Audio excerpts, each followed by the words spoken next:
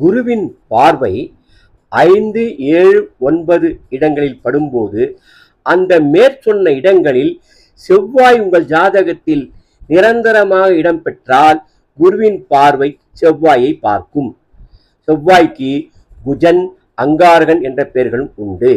தற்போது குரு பார்வை பெற்ற செவ்வாய் பலன்களை பார்ப்போம். குரு மங்கள யோகம், அதாவது மங்கள நிகழ்வுகள், அரசாங்க உதவி, பதவி, இராணுவம், பொறியியல், நிலம், சொத்து.